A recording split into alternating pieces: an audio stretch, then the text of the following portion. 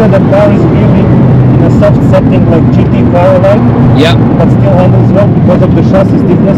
Yes, and a torque factory. Yeah. That's insane. That's really, I'm really impressed. Very good.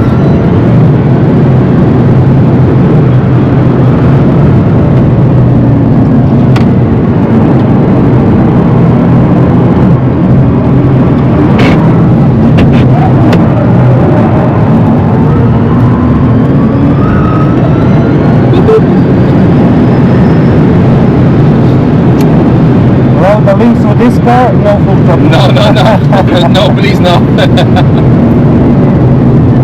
That's a first for me even.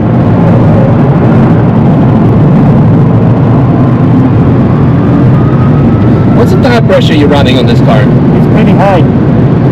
Because of the starter tires under pressures, we are now on 3 bars almost. 3 bar, yeah, that's what I thought.